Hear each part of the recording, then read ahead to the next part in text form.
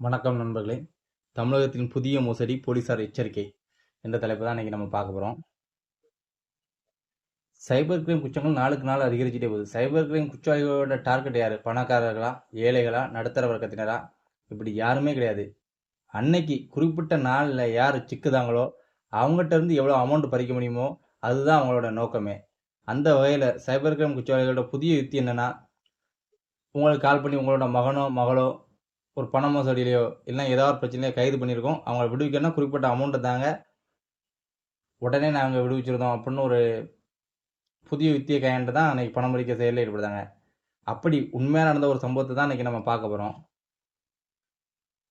சென்னை நங்கநல்லூர் பகுதியை சேர்ந்த ஒரு 53 வயதுடைய நபர், அவருக்கு ஏப்ரல் 24ஆம் தேதி ஒரு கால் வருது, வாட்ஸ்அப் கால் வருது. அந்த காலில் எதிரில் பேசின மர்ம நபர் என்ன சொல்கிறாருன்னா, உங்கள் மகள் அவங்க கூட சேர்ந்த 4 பேரை ஒரு 50 லட்சம் ரூபா பண மோசடி வழக்கில் நாங்கள் கைது பண்ணி எங்கள் கஸ்டடியில் வச்சுருக்கோம். அதில் உங்கள் மகள் விசாரணைக்கு ஒத்துழைக்க மறுக்கிறார். நீங்கள் உங்கள் மகள்கிட்ட பேசுங்க அப்படின்னு சொல்லி எதிர்முனையில் பேசிய நபர் ஃபோனை கொடுக்காங்க. அப்போ அவர் மகள் தேம்பி தேம்பி அழுகும் குரல் மட்டும்தான் அவருக்கு கேட்கு. உடனே இந்த பதட்டமான இந்த நபர் இந்த 53 நபர் என்ன பண்ணாருன்னா, ஐயா என்னோட பொண்ணை விட்டுருங்க, உங்களுக்கு என்ன பண்ணும் சொல்லுங்க, நான் செய்தேன் அப்படின்னு கேட்காரு.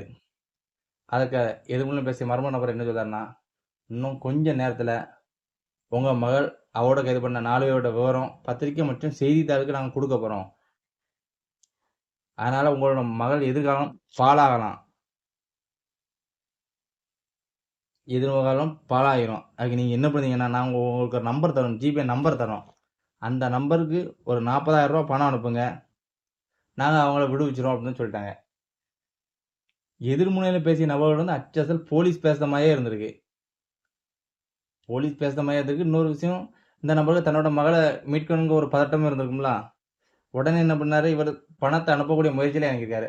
அந்த ஜிபே நம்பருக்கு இவரோட நம்பர்ல இருந்து பணம் அனுப்ப முயற்சி பண்ணியிருக்காரு. பதட்டத்தில் என்ன பண்ணாருன்னா, பின் நம்பரை 3 டைம் தப்பா அடிச்சாரு. உடனே இவரோட ஜிபே பிளாக் ஆகிட்டு பணம் அனுப்ப முடியல. எதிர்முனையிலிருந்து மறுபடியும் கால் பண்ணாங்க, ஐயா பணம் அனுப்பிட்டீங்களா என்னன்னு. இவர் இந்த விவரத்தை சொல்றாரு, எங்களுக்கு அவசரம், உடனே அனுப்புங்க, கடைசி 5 நிமிஷம், நீங்கள் பணம் அனுப்புனா உங்களோட மகன் எதிர்காலம் பாழாயிரும் அப்படின்னு மறுபடியும் கால் பண்ணி இவருக்கு பெரியவருக்கு ஒரு சின்ன சந்தேகம் வந்துட்டு, என்னடா இவங்க போலீஸுங்காங்க. உள்ளத்தை அளித்தா படத்தில் செந்தில் சொல்வார, ஐயா டெம்போலாம் வச்சு கடத்திருக்கோம், ஒரு 5,000 ரூபா பார்த்து கொடுக்குன்னு சொல்லுவார், அதே மாதிரி கால் பண்ணுறாங்களான்னு சொல்லி ஒரு சின்ன சந்தேகம் வரையும் என்ன பண்ணியிருக்காரு, இவங்ககிட்ட பேசிட்டு பக்கத்தில் இருந்த நபர்கிட்ட சைகை மூலமாக அவர் மகளுக்கு கால் பண்ண சொல்லியிருக்காரு. அப்போ அந்த நண்பர் அவர் மகளுக்கு கால் பண்ணி கேட்கும்போது அவரோட பொண்ணு என்ன சொல்லியிருக்கு, இன்ஜினியரிங் படிக்க பொண்ணு அந்த பொண்ணு சொல்லியிருக்கு. அப்பா அவர் நண்பர்கிட்ட சொல்லியிருக்கு, நான் ஆன்லைன் கிளாஸில் இருக்கேன் அப்படின்னு சொன்னப்போ தான் இந்த நபருக்கு போன உயிரே திரும்பி வந்தது போல இருந்திருக்கு. உடனே இவர் நம்மளை ஏதோ மோசடி பண்ண பார்க்காங்க, நல்ல வேற நம்பர் பின் தப்பாக அடிச்சனால ஜிபே பிளாக் ஆகிட்டு அப்படின்னு சொல்லிட்டு அந்த நம்பரை கட் பண்ணிட்டாரு. மறுபடியும் அதே வாட்ஸ்அப் நம்பர்லேருந்து கால் வந்திருக்கு, பணம் அனுப்புங்க, உங்கள் மகளை நாங்கள் மீட்டுருதோன்னு. உடனே இவர் சொல்லியிருக்காரு, என்னோட அக்கௌண்ட்டில் இப்போ பணம் இல்லை, 5,000 தான் இருக்குன்றாரு. எதிர்முனையில் பேசிய பாச்சி, பரவாயில்ல 5,000 அனுப்புகின்றிருக்காரு. இவருக்கு முழு சந்தேகம் யாரோ நம்மளை மிரட்டுதாங்க, பிளாக்மெயில் பண்ணுறாங்க அப்படின்னு சொல்லிட்டு உடனே அந்த நம்பரை பிளாக் பண்ணிட்டு சென்னை அசோக் நகரில் உள்ள மாநில சைபர் கிரைம் பிரிவில் புகார் அளிச்சிருக்காரு. போலீஸார் அந்த புகாரை வச்சுட்டு விசாரிச்சுட்டு இருக்காங்க. விசாரிச்சதோடு மட்டும் இல்லாமல் போலீஸார் என்ன பண்ணியிருக்காங்கன்னா, அந்த பாதிக்கப்பட்ட நபரை வச்சு ஒரு விழிப்புணர்வு வீடியோவும் வெளியிட்டிருக்காங்க. இதனால் நம்ம மக்கள் நம்ம உஷாராக இருக்கணும். இதே மாதிரி நம்மளுக்கு வாட்ஸ்அப்லேயோ இல்லை ஒரு நார்மல் கால்லையோ ஒரு மிரட்டதோ, எனக்கு பணம் தாங்க அப்படின்னு சொல்லி